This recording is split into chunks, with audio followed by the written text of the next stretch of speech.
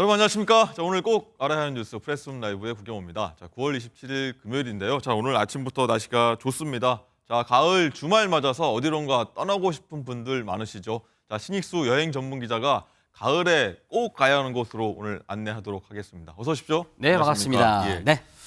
자, 오늘 준비한 소식 보니까 가을 축제 코스로 준비하셨는데 네. 가을하면 사실 뭐 형형색색이 떠오르는데 네. 화려한 곳으로 안내해 주실 것 같아요. 그럼요. 화려하죠. 우리 뒤쪽에 보면은 지금 벌써 빨그스름한 그러네요. 느낌의 꽃밭들이 펼쳐져 있잖아요. 예. 자, 그래서 제가 오늘 원래는 가을 축제를 즐겨야 되는 골든 타임이 있어요. 네. 그게 뭐냐면 전국에 1년간 이어지는 축제가 1,500개 정도 되는데 그렇게 많습니까? 몰려 있는 게 이 가을입니다. 네. 그러니까 왜 이런 거 있잖아요. MBN도 수많은 프로그램이 있잖아요. 네. 메인은 결국 프레스룸 라이브거든요. 예. 그런 것좀 가을에 가야 되고 지금 가야 되는 거. 자, 찍어드릴게요. 테마별로 정리를 했는데 네. 첫 번째는 우리 또 애청자분들 중에 사랑꾼들이 굉장히 많으세요. 그래서 사랑이 넘치는 축제장 네. 어디냐면 경기도 양주라는 곳이 있습니다. 양주입니까? 양주로 가시면 뒤쪽에 펼쳐지는 핑크빛. 야, 벌써 저 거대한 물결 보이시죠? 저기가 크기만 4만 평 정도. 그래서 굉장히 큰 꽃밭들이 펼쳐지고요. 뒤쪽으로 보면 보랏빛도 있고 녹색도 있고 다양하게 있죠. 네. 저희가 지금 가야 되는 이유가 하나 있습니다. 뭐냐면 오늘부터 주말까지 천일홍 축제가 열립니다. 천일홍. 축제. 1,000만 송이 천일홍들이 펼쳐지고요. 오. 천일홍이라는 거는 꽃말이 약간 공포스럽긴 합니다. 변치 않는 사랑. 근데 이게 좋은 거 아닙니까? 좋은 예, 겁니까? 예. 네, 이게 5월부터 10월까지 빨간 색깔이 피어 있다 그래가지고 저게 저 양주의 나리공원이라는 곳인데 네. 저 나리공원이 경기권에서 최대 천일홍 군락지고요. 저기 가시면 저렇게 멋진 광경들을 볼 수가 있는데 네. 천일홍만 있는 게 아닙니다. 안쪽으로 들어가시면 핑크 뮬리라고 있죠. 억새 갈 때 있는데 핑크 핑크 뮬리, 색깔이 예. 든 거. 요것도 사랑의 물결이거든요. 그래서 요거 보시고 그다음에 그냥 얘들만 있는 것도 아니야. 그래서 저 보면 품종이 다른 것들이 피어 있죠. 억새도 있고요. 네. 그다음 뭐 구절초, 그다음에 뭐 맨드라미, 코스모스까지 해서 가을에 꽃 드림팀들이 총출동하고요. 그다음에 인증샷 찍을 꽃들도 굉장히 많으세요. 그래서 쭉 찍으면서 한 바퀴 돌고 그다음에 사랑꾼이잖아요. 네. 사랑꾼들이 가야 되는 이유 중에 또 두 번째가 있는데 저기에 가면 전망대가 있고요. 전망대 위쪽으로 뭐가 있냐면 그거 있어요. 사랑의 종이 있습니다. 아하. 그 종을 쳐야지 1,000일 동안 사랑이 이루어진다는 전설이 있어요. 그래서 거기는 웨이팅이 있는 종치기. 아, 사람 많이 길게 줄 네, 섰습니까? 길게 줄 수 있으니까 거기서 이제 전망도 보시고 사랑의 종도 땡땡 공포스럽긴 합니다. 그래서 한번 쳐주시면 1,000일 동안 사랑이 이어지겠죠. 네. 그렇군요. 어쨌든 이 오감이 만족할 힐링이 되는 곳이다라고 좀 생각이 드는데 이것 말고도 건강까지 좀 케어해주는 그런 축제도 있다고 하더라고요. 그럼요. 이제 우리 건강족들도 많습니다. 우리 네. 액티브 시니어들도 애청을 많이 하거든요. 그래서 여기 이런 분들, 내 건강을 챙기고 싶다, 몸이 허하다 이런 분들은요. 경상남도 산청으로 내려가십니다. 산청. 예. 산청이란 동네가 터가 좋죠. 원래 지리산 자락 아래쪽이거든요. 요 산청에 가면 뭐가 있느냐? 동의보감촌이 있습니다. 동의보감촌. 허주나면 생각나는 분 있죠. 그래서 여기서 축제가 어떤 축제가 이어지냐면 지금 저 터 좋은 지리산 자락 아래쪽에 산청이라는 곳이 펼쳐지고 있죠. 네. 지금 저 다리가 조금 이따 제가 설명드릴 건데 아껴두겠습니다. 왜냐하면 저 이제 축제부터 설명을 해야 되니까 네. 축제는 27일 마침 또 오늘부터입니다. 오호. 오늘부터 해가지고 10월 6일까지 이어지고요. 이름이 되게 재밌어요. 신비로운 약방 페스타 1613입니다. 깁니다. 1613의 의미가 있죠. 예, 뭡니까? 동의보감이라는 책이 나온 해 1613년도 역사 시험 많이 나오니까 우리 MZ분들은 외우시고요. 네. 1613. 그다음에 여기는 볼거리가 굉장히 많은데 크기가 일단 압권이에요. 지리산 자락 아래쪽이잖아요. 네. 평수로는 30만 평. 뭐 그러니까 축구장 몇 개 크기입니까? 우리 국 기자님 골프 하시죠? 골프장 하나 18홀짜리예요. 어. 그 정도 크기를 보면 되고요. 어마어마하네요. 굉장히 걷기가 힘듭니다. 그래서 좀 각오 단단히 하고 가시고요. 예. 근데 쉽게 여행하는 법은 제가 조금 이따 알려드릴게요. 네. 그래서 볼거리는 어떤 게 있냐면 처음에 들어가시면 이제 불로문이 있습니다. 불로문 늙지 않죠. 그래서 여기 가셨다가 불로문만 왔다 갔다 하시는 분들이 있어요. 안쪽으로 들어가셔야 됩니다. 불로문 보시고 그다음에 주제관이 앞권인데 안쪽에 주제관 건물을 어떻게 지어놨냐면 주제관. 우리 보통 보면은 경복궁의 경회루라고 되게 유명하죠. 예, 멋있죠. 한국의 멋이죠. 거기다가 어떤 건축 양식을 폈냐면 유네스코 아테네 파르테논 신전 있죠. 요거 두 개를 겹쳐놨어요. 그래가지고 서양과 동양의 미가 있나요? 그렇죠. 그러니까 이게 한방의 어떤 신비로움은 세계화가 된다. 이런 뜻을 품고 있는 거예요. 그래서 주제관 보고 그다음에 체험관들이거든요. 아이들 가면은 뭐 이런 거 있죠. 달고 난데 약초를 넣어요. 그러니까 저긴 한방이니까 약초 넣고 하는 거 그다음에 어의 그다음에 여자 의사들 이런 분들이 우리 옛날에도 있었잖아요. 네. 그런 분들 의복 체험까지 해서 재밌게 즐길 수 있고요. 그다음에 우리 또 프레스룸 아닙니까? 남들은 잘 모르고요. 여기만 먼저 꼭 소개해 주시죠. 당연하죠. 여기에 포인트 제가 세 군데만 일러드릴게요. 네. 첫 번째가 무릉교라고 있어요. 우리 아까 무릉교. 처음에 다리 모양 빨간 색깔 나왔는데 저 무릉교가 어떤 거냐면 지금 펼쳐지죠. 저게 무릉교입니까? 빨간 색깔로 쭉 이어지는 건데 저게 총 길이가 211m짜리 출렁다리입니다. 되게 기네요. 어마어마해요. 저걸 길어야 된다. 걸어야지 저 경관들. 밤 되면은 저렇게 육각형 모양으로 해가지고 저게 이제 귀감석이라는 돌멩이 모양을 형성한거든요. 네. 거북이의 등짝. 그래가지고 저걸로 70개가 저렇게 이어져 있습니다. 저 출렁다리를 꼭 걸으셔야 되고요. 잘 모릅니다. 우리끼리만. 그 다음에 두 번째는 뭐냐면 네. 올해부터요. 제가 아까 30만 평이라고 말씀드렸죠. 네. 굉장히 큽니다. 못 걸어요. 근데 올해부터 무료로 꼬마 열차가 생겼어요. 그러니까 이게 다니다 보면 전망대까지 위쪽까지 다 올라가는데 보통은 유료인 줄 알고 안 타거든요. 공짜입니다. 이걸 꼭 타셔야 되고요. 힘들게 올라가는 거 말고. 아유, 편안하게 우린 전기차 타고 가자. 우리 프레스룸 애청자님들만. 그리고 이제 소원 명당이 3개가 있습니다. 저게 굉장히 하이라이트인데 이거 안 하시면 절대 안 돼요. 3개가 뭐냐면 석경이라는 게 있어요. 이거는 이제 거울인데 약간 돌로 된 거울. 그다음에 복석이라는 게 있어요. 복을 주는 돌. 그다음에 귀감석. 아까 이 거북이 귀자 써가지고 이게 소원을 다 비는 건데 컨셉이 다 있습니다. 그래서 어떻게 비냐면 석경은요. 거울인데 가운데 볼록하게 나서 반짝반짝한 면이 있어요. 거기에 이마를 대고 안아서 길을 받아야 되고요. 이걸 안 받으면 안 됩니다. 그다음에 복석. 얘는 복을 주는 돌이잖아요. 무게만 69.5톤짜리인데 이거는 돌이 옆으로 누워있는데 그 위에다가 동전을 세워야 됩니다. 동전을 세워가지고 소원을 딱 비는데 동전이 넘어지면 소원 실패. 동전이 딱 서 있잖아요. 네. 소원 성취입니다. 그래서 0.1초 만에 소원 성취 여부를 알 수 있고요. 이게 얼마나 영화냐? 하루에 1000개의 동전이 그 위에 쌓여 있어요. 그 그렇게 정도라고 많습니까? 보시면 되고요. 그다음 마지막 하이라이트가 귀감석인데 얘는 우리 그 전 한국관광공사 사장인데 이참 사장 계셨어요. 독일인. 맞습니다. 기억납니다. 그분께서 길을 여기서 받았다. 아. 그러고 됐다. 이런 이야기 했어가지고 되게 유명해졌거든요. 거기 가운데 환기라는 글자가 있어요. 그거 손을 딱 잡고 길을 받으시면 완벽하게 길을 또 받을 수가 그렇군요. 있겠습니다. 알겠습니다. 자, 네. 마지막으로 정말 이제 저희가 시간이 없어갖고 네. 짧게 네. 10월 달에 있는 별빛 축제 네. 마무리 한번 해주시죠. 별빛 축제 경상북도 영천이고요. 별빛 보현산 천문대에서 별빛 축제가 열리는데 여기는 천문대 구경하시고 봐야 될 게 별빛 축제도 좋지만 하나 더 있어요. 제가 소원 이야기 계속하고 있잖아요. 네. 여기 영천에 가면 꼭 명물인데 소원 명당 하나가 있는데 타조할 만한 돌 할머니가 있어요. 이거를 꼭 잡고 소원을 비셔야 되는데 이걸 잡고 소원을 딱 빌잖아요. 그러면 번쩍번쩍 들리는 돌이 안 들리는 경우가 있어요. 그러면 소원 성취. 그리고 번쩍 들리잖아요. 그러면 소원 실패입니다. 그래서 요걸 딱 기억하시고 소원 성취. 제가 MBN 프레스룸 이 시청률이 한 10%가 넘어줄까 했는데 번쩍 들렸습니다. 그래서 약간 안타깝긴 하지만 재미삼아니까 믿거나 말거나니까 열심히 또 애청자분들은 가서 소원도 빌고 가을에 또 승진도 많고 수능도 남았잖아요. 네, 소원 맞습니다. 빌고 별빛도 보고 네. 오시면 되겠습니다. 알겠습니다. 오늘도 유쾌 상쾌한 여행 꿀팁 감사드리겠습니다. 오늘 여기까지 듣겠습니다. 고맙습니다.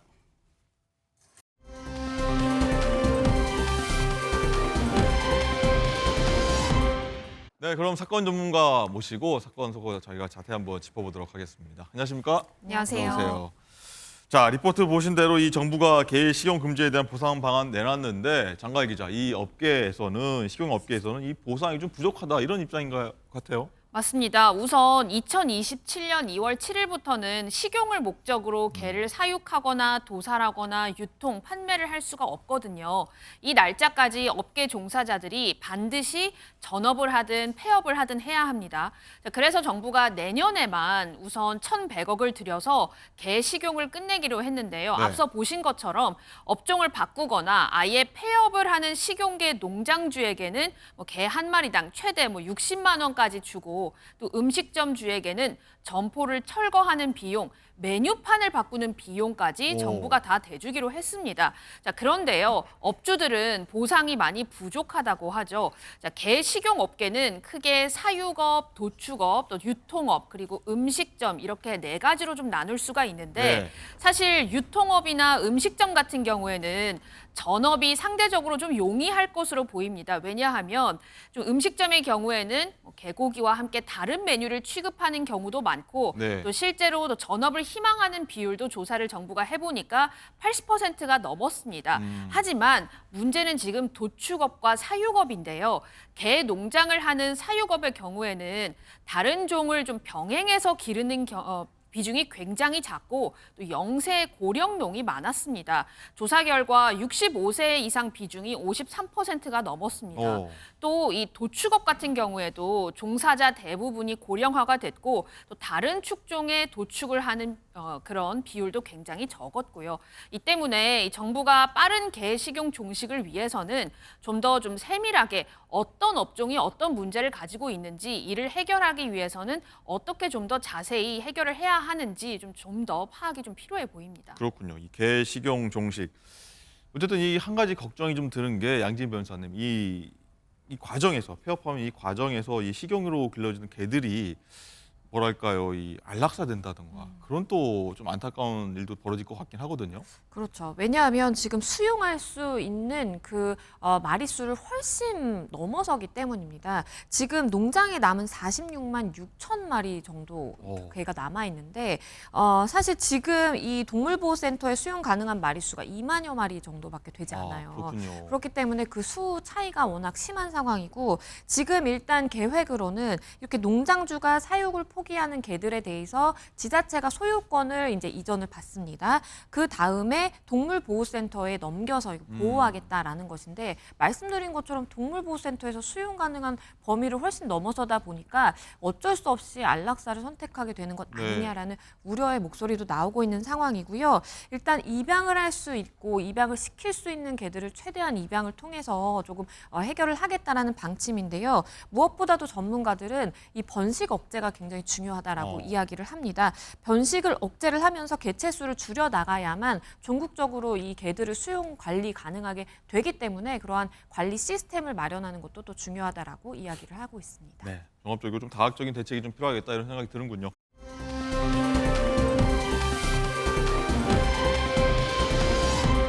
자, 다음은요. 이 어제 전해드렸던 소식인데 도심 한복판에서 뺑소니 사고가 났는데 그래서 20대 여성을 숨지게 했던 일명 마세라티 뺑소니 사건입니다.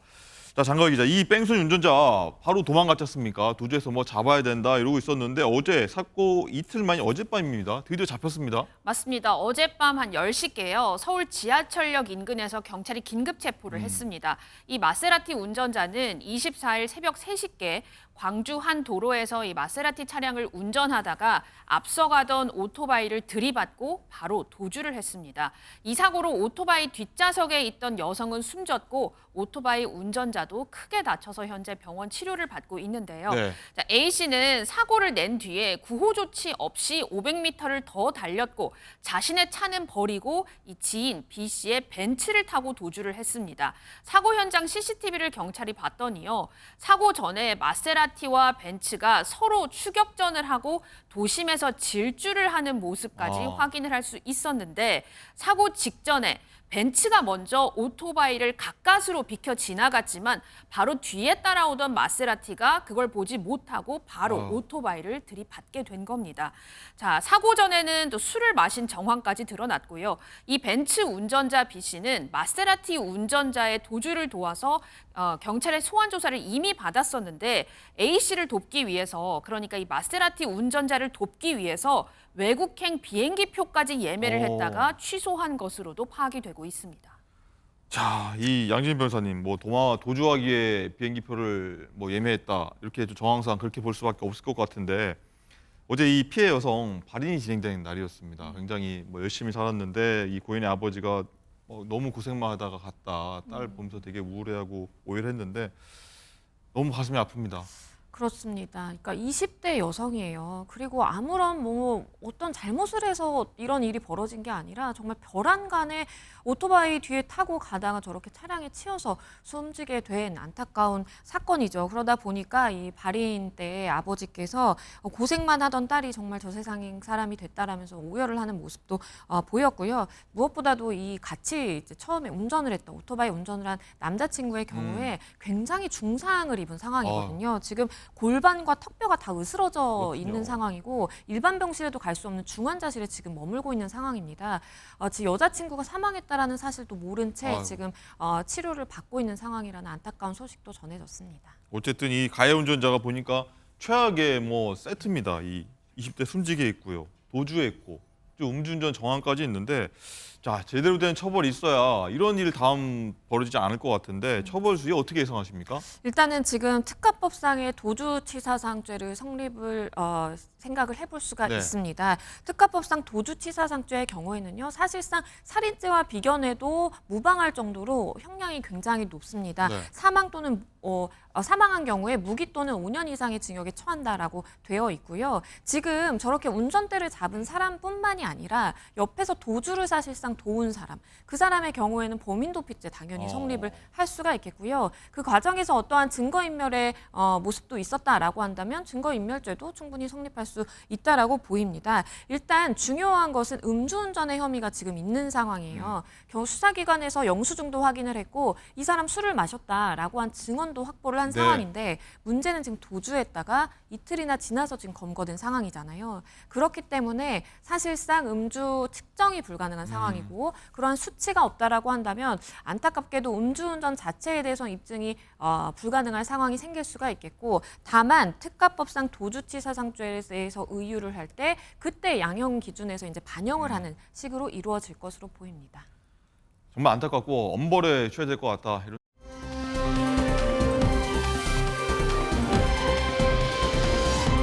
다음 황당한 소식도 하나 보겠습니다. 이 중앙선을 넘나들면서요, 이 위험 운전하던 차량이 결국 사고를 냈는데 장갈 기자, 이 문을 열고 보니까 이 운전자 반나치 상태였다고 하더라고요. 그렇습니다. 술을 마신 채로 옷도 벗고 운전 중이었는데요. 뭐 날씨가 더우면 상의를 벗고 운전하는 분도 계실 수 있죠. 네. 그런데 상의가 아니라 하의를 벗고 바지를 운전을 벗고 하고 있었다. 그렇습니다. 자, 이거 영상이 준비가 되어 있거든요. 영상 한번 보시죠. 네, 비가 오는 4차선 도로에서 운전하는 모습이 굉장히 이상하죠. 중앙선을 넘나들다가 오고 또 옆 차선에 차가 있는데도 차선을 넘나들고 있습니다. 그러네요. 졸음운전인가 오, 싶었는데 예. 저렇게 쾅 하고 중앙분리대 충돌하고 차가 90도로 튕겨 나오는 모습입니다. 블랙박스 아까 보셨지만 사고 차량은 충돌하는 순간까지 브레이크 등도 들어오지 않은 상태였습니다. 자, 그런데 뒷차량 운전자가 그러니까 이 제보자가 이 운전자 괜찮은지 보려고 하는 순간 정말 깜짝 놀랐다고 하는데요. 운전자의 왼쪽 다리가 핸들 옆에 대시보드 위에 올라가 있었고요. 바로 올려놓고 있었군요. 네, 그리고 속옷이 무릎 아래까지 벗겨진 상태로 운전을 하고 속옷까지 벗어 있었다고 있었다. 합니다. 그렇습니다. 자, 에어백도 다 터져 있었고요. 그런데 이 운전자의 눈에 초점이 없었다고 해요. 제보자가 운전자 어깨를 흔들어 깨워봤지만 정신을 도무지 차리지 못해서 112에 신고를 했다고 합니다. 네, 자 변호사님, 이 뒤에 따라가던 차주 이 부딪힌 것도 충돌한 것도 놀랐고 또 문 열고 나서 보니까 이 운전자 행태도 굉장히 놀랐을 것 같은데 제정신이 아닌 것 같다는 게 일단 현장 취재 얘기인 것 같은데 정말 위험했던 것 같습니다. 그렇죠. 이 남성의 경우에는 일단은 그래도 사고 현장에 바로 이제 수사기관 경찰이 이제 출동을 해서 음주 측정을 진행을 했을 때 일단은 음주를 한 것으로 나왔습니다. 그런데 지금 많은 분들이 저 영상을 그리고 이 이야기를 접한 분들이 하는 이야기는 저게 과연 음주만 했을까라는 의문이 있는 겁니다. 혹시나 어떠한 약물의 오남용이 있는지 혹여나 여기에 더 나아가서 마약이라든지 이러한 약물 복용은 없는지를 반드시 좀 확인을 해봐야 될 필요성이 있어 보이고요. 왜냐하면 저 정도로 사실상 운전을 중앙선을 넘어갈 정도로 왔다 갔다 할 정도면 저 사고로 인해서 어떠한 부상자라든지 사망자가 나오지 않은 게 정말 다행입니다. 천만다행이라는 생각이 들 정도로 위험하게 운전을 했거든요. 그렇기 때문에 과연 음주 상태로만 운전을 한 것이 맞는지도 좀 확인을 해봐야 되겠고요. 그리고 저 과정에서 저 중앙 분리대라든지 훼손이 됐습니다. 이 부분에 대해서 본인이 이러한 민사적으로 경제적으로 책임까지 부담을 해야 되는 그런 상황이 됐기 때문에 결코 죄도 가볍지 않을 뿐만 아니라 본인이 민사적인 책임까지도 져야 되는 그런 상황이 됐습니다. 뭐 처벌 수위라고 하면 어느 정도 굳이 또 따져볼 수 있을까요? 만약에 이 사람이 누군가가 저렇게 위험운전이라고 볼 수 있을 예. 정도로 위험운전을 해서 누군가가 사망하거나 다쳤을 때에는 사실상 무기 또는 3년 이상의 징역에 처할 수도 있는데요. 다행인 것은 누군가가 사망하거나 다치지는 않았어요. 아마 그냥 단순히 음주운전으로 의율될 가능성이 있고요. 그렇다면 이 남성에게 추출된 그러한 음수 측정 그 정도에 따라서 정지 수준인지 취소 수준인지에 따라서 형사처벌 대책을 지게 될 예정입니다. 알겠습니다. 사건 사고 소식 오늘 여기까지 듣도록 하겠습니다. 고맙습니다.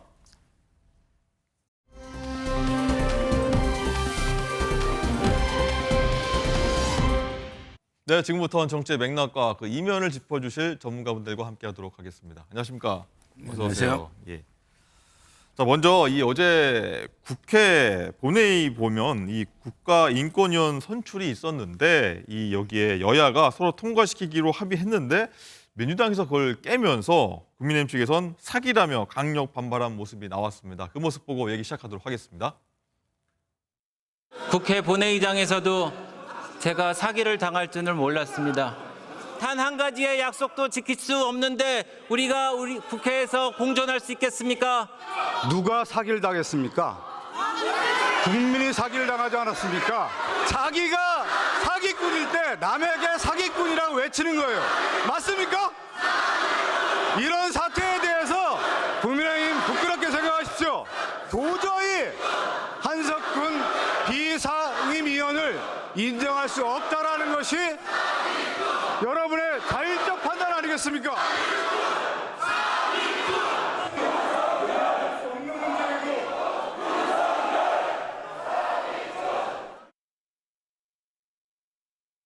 네, 여러분 어떻게 보셨습니까? 저는 국회에서 이런 뭐 고성과 사기꾼 이런 게 들린 걸 본 적이 없는 것 같은데 어쨌든요.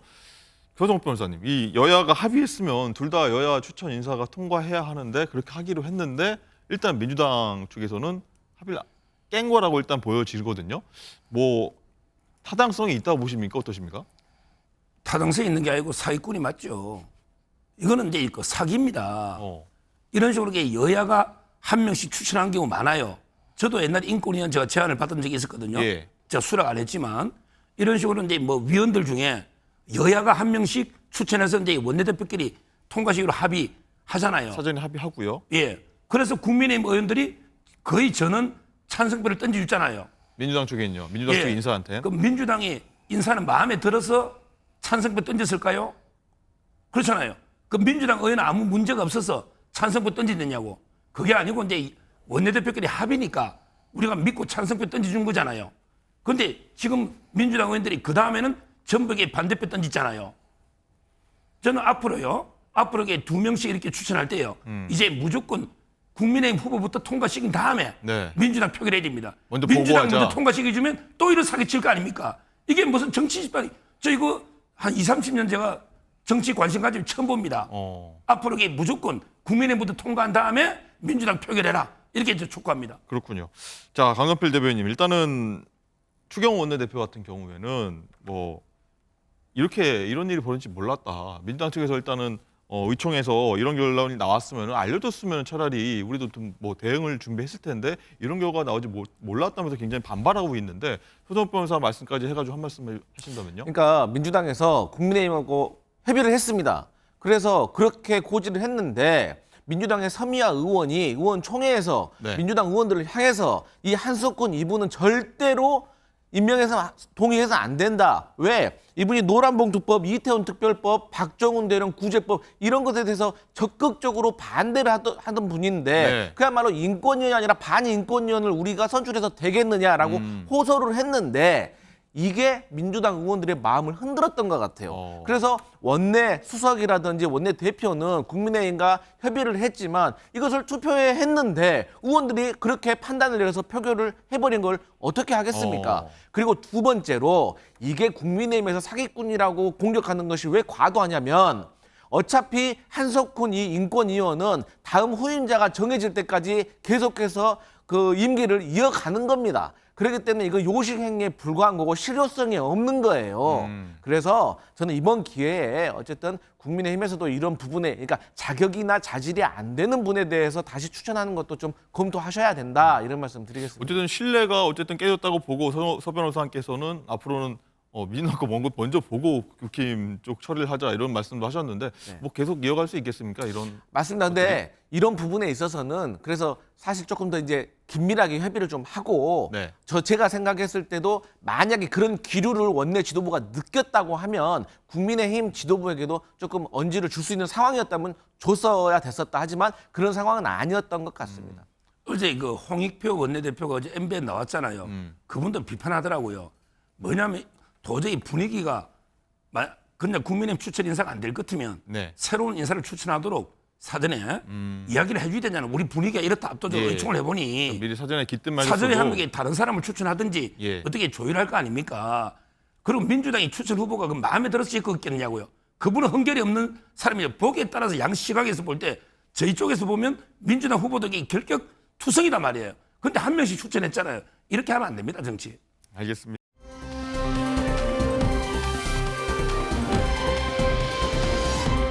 자, 다음 얘기로 한번 이어가도록 하겠습니다. 이 김건희 여사의 명품백 수사권 수산이지 서울중앙지검이 김 여사와 이 명품백을 건넨 이 최재형 목사, 최재형 씨에 대해서 불기소 처분하겠다 이런 수사 결과를 심우정 검찰총장에게 일단 보고를 어제 했습니다.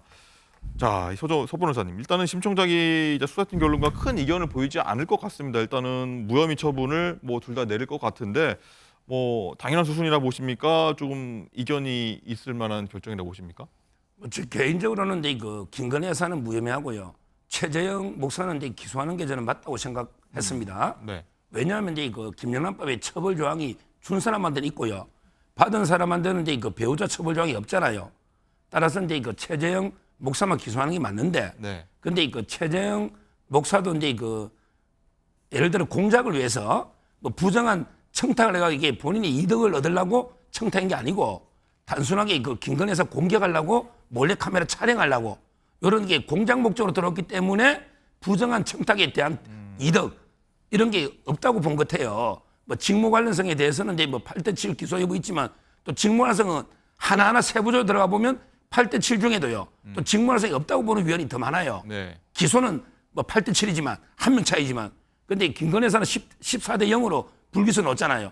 이걸 종합해서 이제 둘 다 기소 안 한다고 보는데 뭐 저는 김건희 여사 기소 안 하는 건 당연하고요. 최재형 목사에 대해서는 다툼이 있는데 아마 검찰에서는 이제 그 공작에 포커스를 맞춰서 아마 부정한 청탁을 취할 이익 의사가 아니다. 이래 봤을 때 둘 다 불기소하는 것입니다. 그렇군요. 강성필 대변인, 어쨌든 이 최재형 목사를 기소하게 되면은 뭐 매번 관련 증거가 계속 언론에 공개돼서 뭐 재판이 사실상 생중계되는 것과 같은 효과가 있는 거 아니냐라고 좀 여권 쪽에서 우려하는 것 같은데 검찰 측 입장에서 굉장히 부담되는 상황이었을 것 같긴 합니다.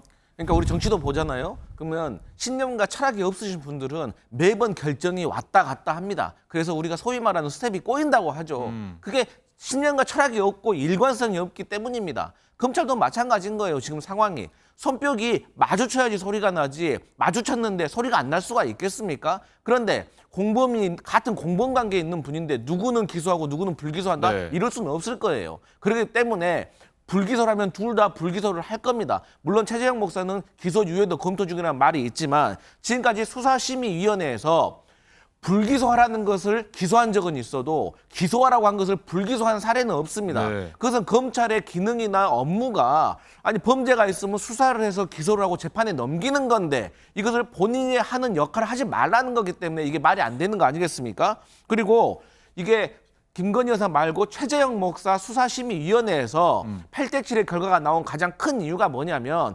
청탁금지법 제8조 5항에 보면 공직자나 배우자는 금품 수사하면 안 된다라고 나와 있어요. 네. 직무 관련성은 그런 얘기가 없습니다. 그러니까 이건 상식선에서 봤을 때도 당연한 겁니다. 그리고 또 김건희 여사 같은 경우도 알선 수재까지 확대를 해서 심사를 했다고 하면 기소 의견이 나왔을 거라는 것이 많은 법률가들의 의견입니다. 그렇군요. 근데 예. 저 알선 수재도 심사했잖아요. 변호사법 위반 여러 개, 6개 죄를 놓고 하나하나 심사했잖아요.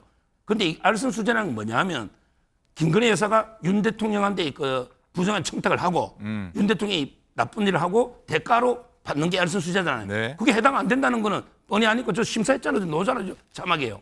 네, 알겠습니다. 어쨌든요, 이 검찰이 김 여사 불기소 방침 정했다는 내용 전해드리고 있는데 여론조사를 보면은 여론은 좀 다른 결과가 나왔습니다. 이 김 여사 특검법에 찬성한다는 응답이 65%좀 압도적으로 나왔는데 이 연령대를 보면은 70대 이상 제외한 모든 연령대에서 특검 찬성한다 이렇게 많이 나왔습니다. 일단 서 변호사님 눈에 띄는 건요. 대구 경북 TK 여론인데 여기서도 과반 이상이 나왔습니다. 이거 어떻게 해석해야 됩니까? 이게 저는 이제 그 민주당이나 이런 데 야당에서는 약한 고리 김건희 여사에게 집중적으로 공략해서 완전히 뭐 마치 윤 대통령이 허수아비고 김건희 여사가 V1 실세인 것처럼 자꾸 이게 교묘하게 가짜뉴스로 프레임을 짜는데 그게 일부 보수 우파 국민들이나 이게 일부 또 쏟고 있는 거예요. 아, 그렇습니까? 옛날에 박근혜 대통령 때도 그래가 탄핵당한 거예요. 그 지금 보면 이게 뭐 최성원 씨가 완전히 뭐 박근혜 대통령 뒤에서 모든 걸 한 증거는 없잖아요. 그런 식으로 제 말은 이게 강력하게 가짜뉴스에 대응을 해야 되는데 예를 들어 공천 개입했다지만 김건희에서 직접 개입한 증거가 없잖아요. 아무 게 본인 목소리나 텔레그램이나 아무것도 없어요. 그런데 마치 이게 공천 개입을 다 김건희에서 공천한 것처럼 이런 식으로 계속 가짜뉴스에 공격을 집중적으로 야당이 하는데 거기에 제대로 여당이 대응을 못하고 있는 거예요.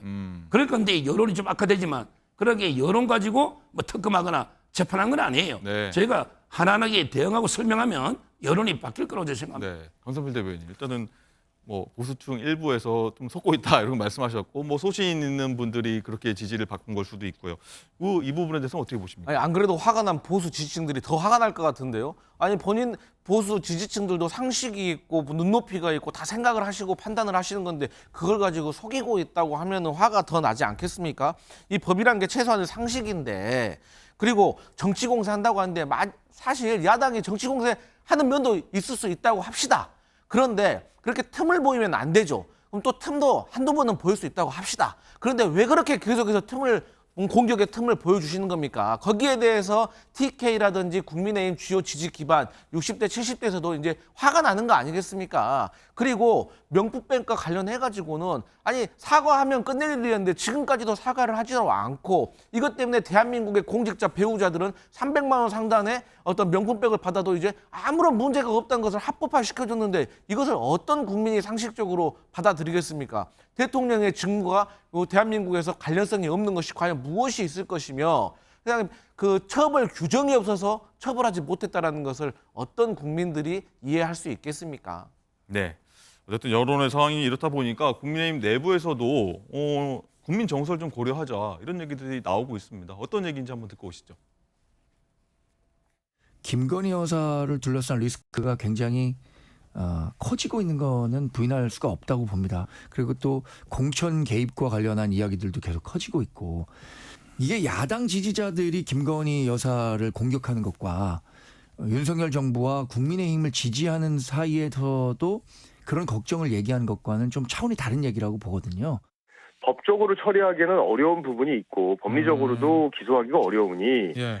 사과로서 국민들의 마음을 풀어주자는 게 그때 전당대회에 나왔던 사람들의 공통적인 의견이었습니다. 국정을 운영하는 책임자의 입장에서는 볼 때는 그렇게 털고 가는 게 순리다 저는 그렇게 생각합니다. 네, 쭉 들으셨는데 시청자 여러분들께서 아마 다 두 분 말씀까지 듣고 어떤 판단이 서지지 않을까 싶습니다.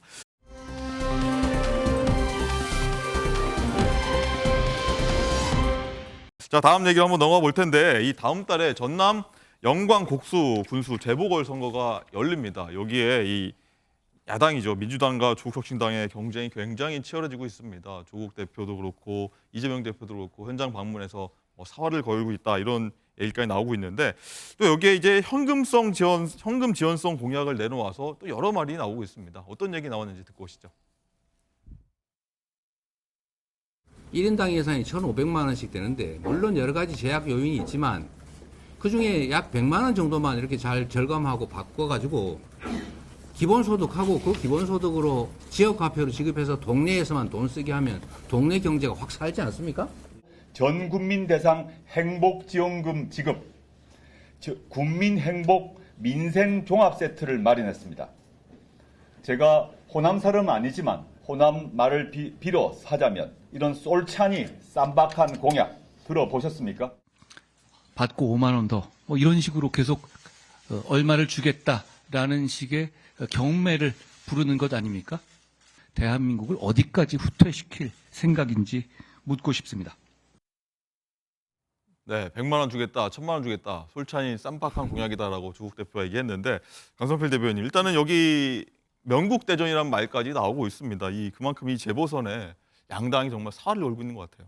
사실 저희 민주당은요. 네. 지금 현재 제가 판세를 분석을 해보면 제가 말씀드리지만 곡성 같은 경우는 무소속으로 나가도 당선될 수 있는 게 저희 민주당 후보의 경쟁력입니다. 네. 그리고 영광 같은 경우도 저희 민주당의 당원들이 압도적으로 많습니다. 거기에다가 여기는 사회당, 진보당 계열도 15%에서 많으면 20%도 있고 국민의힘 당원들도 있기 때문에 다자구도로 갈수록 조국 혁신당에게 상당히 불리한 건데 그래도 가서 월세 사신다고 하니까 저는 아무래도 전세 정도는 사셔야 영광 국민들의 마음을 얻을 수가 있다. 그럼에도 불구하고 저희가 압도적으로 우세하지만서도 아무래도 열심히 하는 모습을 보여주는 것이 정치인의 도리라서 열심히 하고 있다. 이 정도로 설명드리겠습니다. 네, 자, 서 변호사님 조금 전에 나왔지만 한동훈 대표가 뭐 묻고 떠블루가 뭐 이런 식이냐, 선거를 뭐 거의 경매판 만드냐 이렇게 좀 양당 공약을 좀 비판하고 나섰는데 어떤 입장이십니까? 저는 공금으로 매표 행위를 하는 저는 불법으로 봐요. 예를 들어 이제 그 국민들한테 내 돈으로 100만씩 주겠다 하면 그 불법이죠. 자기 돈 뿌리니까. 근데 공금으로 군의 돈으로 내가 100만씩 뿌릴게. 이걸 처벌 안 하면 말이 됩니까? 저는 돈뿌리가 표를 얻게 한 저는 이제 불법 매표 행위다. 이렇게 평가하고요. 네. 왜 영광 곡성부터 기본소득이 시작돼야 됩니까? 그 말이 안 되잖아요. 전국적으로 하든지 아니 광역단체 기준해야지 왜 영광 성갑둔 데부터 기본소득 합니까? 말도 안 되고요. 제 개인적으로 그 곡성은 민주당이 좀 유리한지 모르겠는데 영광은요 후보 개인 경쟁력이나 아니면 이게 대표 경쟁력을 봐도 조국당이 유리한 것 같아요. 그 장현 후보 경쟁력도 뛰어나고 오히려 이제 조국 대표와 이재명 대표 비교해 보면 이재명 대표 호남에 인기가 없어요. 이번에 투표율도 엄청나게 전당대회 낮았잖아요. 투표율이 낮았잖아요. 그리고 상대적으로 득표율도 80%도 낮았잖아요. 호남의 밑바닥 정서는 반 이재명 정서가 아주 팽배해 있습니다. 저는 영광은 조국당의 승리를 예측합니다. 아, 그렇습니까? 예. 강성필 대변인 한번 마지막으로 여쭤보시죠. 그럼. 그 영광 같은 경우에서 그 전에 일단 이재명 대표가 호남에서 지지율이 낮다? 여기에 대해서 저는 정말 어떤 근거를 가지고 그런 말씀을 하시는 건지 저희가 전당대회 기간에 많이 말씀드렸지만 이 전당 기간에 어떤 이슈가 생겼을 때 어떤 변화가 필요했을 때 투표율이 올라가는 건데 이미 결과가 압도적인 이재명 대표의 승리로 점쳐지고 있기 때문에 그런 결과가 나온 것이지 두고 보시면 알겠지만 영광에서 저희 민주당이 승리할 거라 예상하고 있습니다. 알겠습니다. 두고 보도록 하겠습니다. 자, 오늘 말씀 여기까지 듣도록 하겠습니다. 고맙습니다.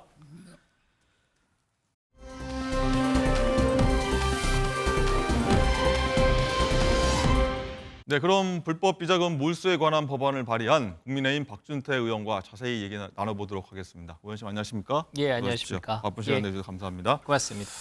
자, 앞서 리포트에 보셨듯이 이른바 이 김옥숙 904억 메모로 촉발된 60 비자금, 즉 이 노태우 전 대통령의 300억 원 비자금 실체가 최근 쟁점이 되고 있는데, 자, 관련해서 이번 주에 이제 독립 몰수제 대표 발의하셔서 배경을 하나씩 살펴보도록 할 텐데, 자, 우선요 이 시청자분들 이해 돕기 위해서 이 노태우 비자금의 실체 현재 어떻게 좀 파악하고 계십니까? 예, 노태우 전 대통령의 비자금 한참 된 얘기입니다. 네, 1997년경의 얘기고요. 이때 검찰 수사를 통해서 비자금 규모가 약 4,500억에서 600억 정도 된다 이렇게 파악이 되었고 그 이후에 대법원에서 2,628억 원의 추징금이 부과가 됐습니다. 네. 그래서 그 해당하는 금액을 뇌물로 판단한 것이죠. 네. 그리고 한참 동안 이 물밑에 좀 잠잠해 있다가 최근에 최태원 회장과 노소영 관장의 이혼 소송에서 김옥숙 여사의 904억 메모가 나타나면서 네. 또다시 쟁점이 되고 있습니다. 혹시 더 추가적인 비자금이 있는 것은 아니냐, 아니면 그 당시에 확인된 비자금 규모와 실제 몰수된 금액이 차이가 있는데 그 차익이 아니냐 이제 이런 얘기도 나오고 있고요. 네. 이에 더해서 그 추징금을 납부할 돈이 없다 김옥숙 여사가 이렇게 밝혔는데 사실상의 가족재단인 그 동아시아 문화센터에 한 150억 규모의 금액을 기부하게 됩니다. 네. 그래서 비자금이 남아 있는 거 아니냐 이제 이런 의혹이 커지고 있는 겁니다. 그렇군요. 화면에 나가는 그 김옥준 여사의 메모가 현재 나가고 있는 사진 것 같고요.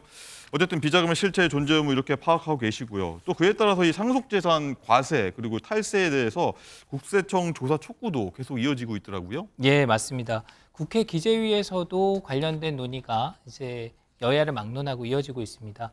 비자금의 실체가 있는 것이라면 더 그 비자금이 상속됐거나 증여된 것이 맞다면 그럼 그에 대한 과세가 필요한 거 아니냐 이런 주장들이 나오고 있는 것이고요. 이에 대해서 강민수 국세청장도 그 자금의 출처가 어떻게 됐든 금액의 실체가 있으면 당연히 과세해야 한다 이런 입장을 보이면서 또 다시 논란이 되고 있습니다. 네. 그래서 이제 이런 불법 비자금 환수를 위해서 여야 의원들이 좀 거의 표현대로라고 하면 앞다퉈서 발의를 하고 있는데 의원님 말씀드린 것처럼 독립몰수제를 대표 발의하셨습니다. 이 핵심 내용, 주요 내용 어떤지 좀 설명 좀 부탁드리겠습니다. 예, 먼저 몰수제도는 범죄 행위와 관련이 있는 물건이나 금품에 대해서 국고로 귀속시키는 제도입니다. 이것은 형벌의 한 유형으로 우리 형법에 규정되어 있는 내용입니다. 그런데 형법 제49조를 보면 지금 몰수는 타형에 부과하여 과한다 이렇게 규정이 되어 있습니다. 이것이 몰수의 부가성을 얘기하고 있는 것인데 쉽게 표현하면 범죄 자체를 처벌하지 못했으면 범죄자를 처벌하지 못했으면 그 범죄 수익도 몰수할 수 없다는 것을 의미합니다. 그런데 범죄자를 처벌할 수 없는 경우는 너무나 다양하게 일어나고 있습니다. 네. 범죄 혐의자가 사망했거나 공소시효가 만료됐거나 그렇죠. 해외로 도주해서 찾아올 수가 없거나 하는 경우에 범죄 수익은 눈앞에 있는데 이것을 환수할 수 있는 규정이 없다는 것입니다. 네. 그래서 그런 경우에는 특정 요건을 갖춰서 몰수할 수 있도록 하는 독립 몰수제를 도입하자 이런 주장을 하고 있는 것입니다. 그렇군요. 어쨌든 최근에 보면 더불어민주당 장경태 의원 그리고 진보당 보면 윤종호 의원도 관련 법안을 제출했는데 이 두 개의 법안과 내용과 좀 차이점이 있다면 어떤 것 좀 있을까요? 다른 법들도 그 어떤 법안의 취지나 문제의식은 사실상 같다고 볼 수 있습니다. 범죄 수익은 반드시 국가가 환수해야 한다 이런 이제 정신이 같고요. 다만 그 두 의원님은 형법이 아닌 타 법률에 이런 내용들을 규정하고 있고요. 그리고 이 헌정 질서를 파괴한 범죄를 저지른 사람 이렇게 규정을 해서 사실상 전두환, 노태우 두 전직 대통령을 겨냥해서 좀 특정 범죄에 대해서 처벌을 하자는 주장을 하고 계시고 제가 제출한 형법 개정안은 이제 다양한 최근에 일어나고 있는 뭐 사이버 범죄라든가 온라인 도박의 수익금이라든가 N번방 사건에 대한 수익금이라든가 이런 범죄까지 처벌할 수 있도록 몰수할 수 있도록 이렇게 좀 더 대상 범위를 확대했다 이렇게 이해하실 수 있겠습니다. 그렇군요. 어쨌든 이렇게 불법 비자금 환수를 위한 법안들이 나오는데 일각에서는요 이런 얘기도 합니다. 이 시효 등 복합적인 문제가 있어서 관련 법들이 이제 좀 여러 가지가 나와야 또 개정되어야 효과적으로 환수할 수 있는 거 아니냐 이런 얘기들도 나오거든요.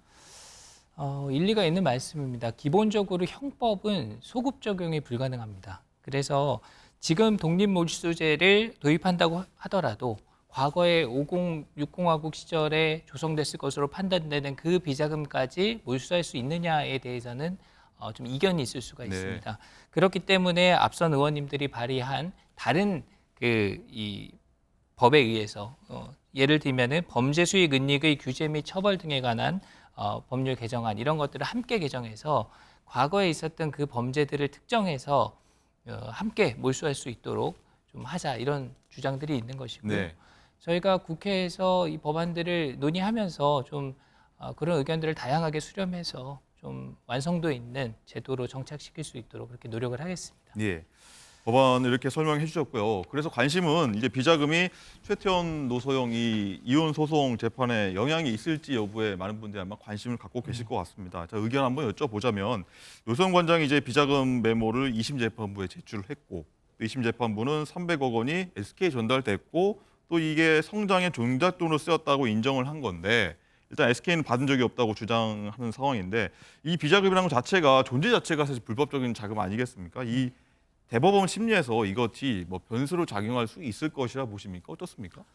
글쎄요, 제가 뭐 대법원의 판결을 좀 예단하기는 조심스럽습니다만 결국은 이 비자금이 기업의 경영자금으로 사용이 됐느냐, 그리고 불법 자금을 그 투자금으로 인정할 것이냐가 뭐 쟁점이 될 것으로 보입니다. 예. 그런데 1심과 2심에서 너무 이 위자료의 금액이 너무 크게 차이가 너무 많이 났습니다. 차이 났죠. 예. 뭐 1억과 20억 이렇게 해서 20배 차이가 났다 이제 이렇게 얘기를 하고 있는데 이런 경우에 과연 법원의 판결을 신뢰할 수 있느냐에 대한 국민들의 어떤 고민이 있을 수 있기 때문에 대법원도 이 부분을 좀 더 신중하게 들여다보고 있는 것으로 보입니다.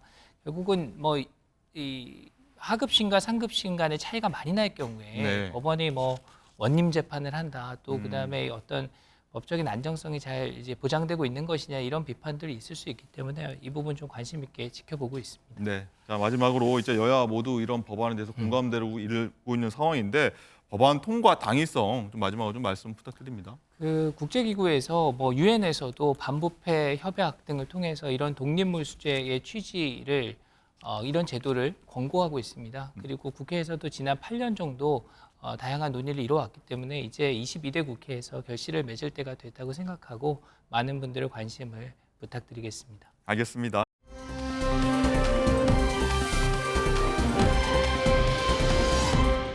라이브픽입니다. 오늘 일본에선 기시다 후미오 일본 총리의 후임이 결정됩니다.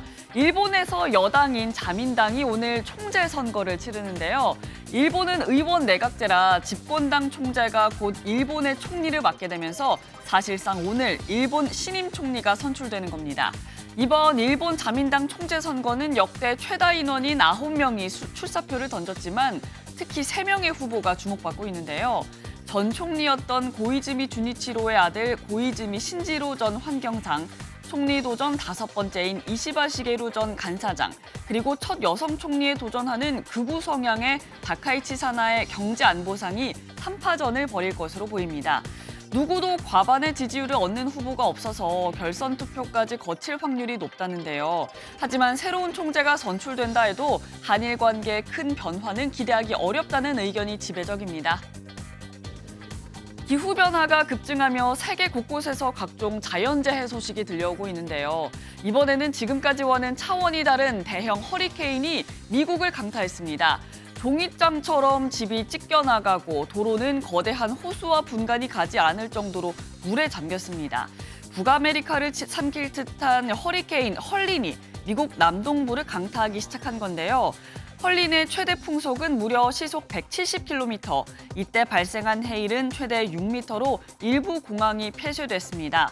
마치 영화 같은 재난 상황에 각 지자체는 비상사태를 선포하며 시민들에게 대피소를 이동할 것을 강력히 권유했는데요. 계속되는 자연재해에 전 세계가 불안에 떨자 전문가들은 유달리 더웠던 올여름에서 가을로 넘어가는 이때가 가장 자연재해가 일어날 가능성이 농후하다며 상황별 대피 요령을 숙지하는 등 각별한 주의를 당부했습니다.